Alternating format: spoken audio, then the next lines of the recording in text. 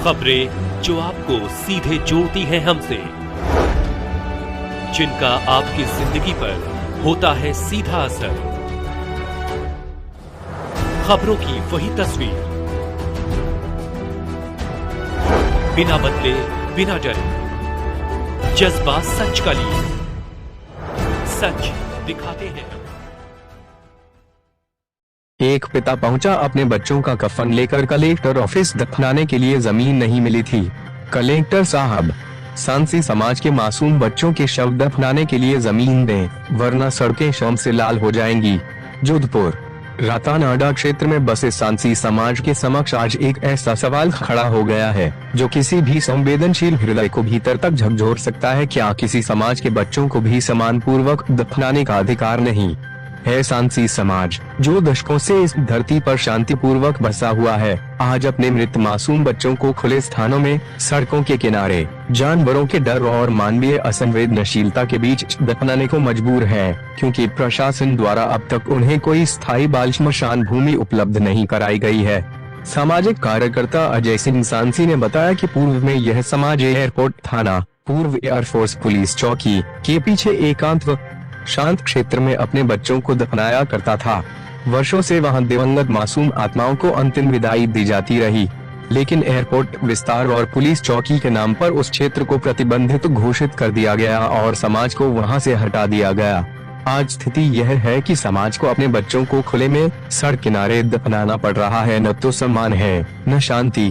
हाल ही में विक्रम सांसी के बच्चे का आकस्मिक देहांत हुआ।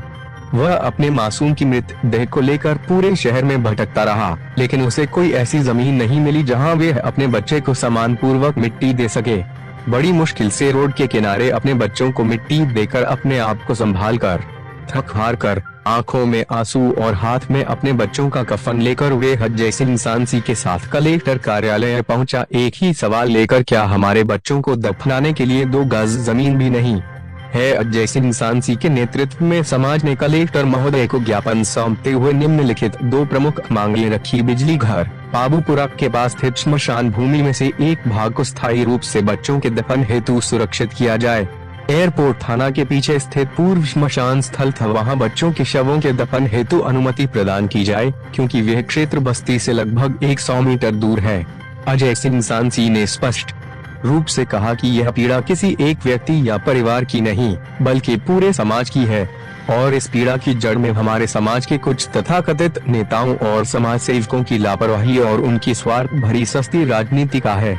इन लोगों ने अपना निजी स्वार्थ पूरा करने के लिए समाज को आज इस राह पर खड़ा कर दिया और केवल समाज सेवा या राजनीतिक के नाम पर समाज का अपराधीकरण किया और चुनावी राजनीति की मत लगाई। समाज की इन लोगों ने कभी समाज की वास्तविक जरूरतों को न समझा, न पूरा किया, जिसका हाल यह है कि आज हम अपने बच्चों को रोड के किनारे दफना रहे हैं और सड़क को शर्मिंदा कर रहे हैं। अगर उन लोगों ने कुछ किया होता तो आज यह अमर्यादाहीन समय नहीं देखना होता। इन हालात और स्थितियों को देखते हुए हमने मोर्चा संभाला है। समाज की अगली पीढ़ी को सिर झुकाकर नहीं, बल्कि सम्मान से जीने की राह दे रहे। हमने शिक्षा, संस्कार और नैतिकता को समाज में स्थापित करने का काम कर रहे हैं और राजनीतिक और सामाजिक शोषण को खत्म कर रहा है। समाज की आपराधिक छवि को मिटा रहा हूँ। आज जो यह हृदय विदारक घटना घटित हुई है, वे सिर्फ एक समाचार नहीं है, यह हमारे मानवता की परीक्षा है।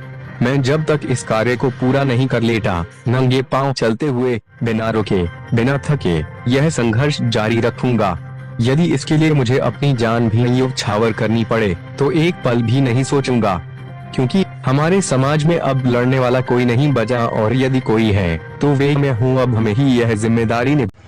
सांसी समुदाय जोधपुर रातानाडा गत कुछ समय से अपने बाल शमशान घाट को लेकर दर-दर भटक रहा था, और हाल ही में एयरपोर्ट थाना बनना और एयरपोर्ट विस्तार के कारण हमारा शमशान घाट हमसे छीन लिया गया था और हमारे लोग अपने बच्चों को रोड पर भटकते हुए दफना रहे। कुछ दिन पूर्व भाई प्रकाश उर्फ विक्रम का बच्चे का देहांत हुआ और 2 दिन वो बच्चे को अपने हाथों में लेकर भटकता रहा और कहीं रोड के किनारे उसे दफना कर आ गया और उसका कफन आज भी हाथों में लेकर खड़ा रहा। इस विषय का मैंने संज्ञान लिया और जोधपुर कलेक्टर को हमने ज्ञापन दिया मारवाड़ कन्वेंस हॉल में, और उनको बताया कि आज 2025 में हमारे पास बाल शमशान घाट नहीं, पूर्व में जहाँ स्थान था हमें यथावत स्थान पर ही वो शमशान घाट दिलाए या हमारे लिए अलग से व्यवस्था करें। कलेक्टर की ओर से पूर्ण आश्वासन दिया गया कि वो ज़रूर इस विषय में संज्ञान लेंगे, और मैं परमात्मा से जो दिव्यांगत बच्चे हैं उनके मोक्ष की कामना करता हूँ, और भाई से भी निवेदन करता हूँ कि इस कपड़े को अब त्यागे और उस बच्चे की कुशल कामना करें।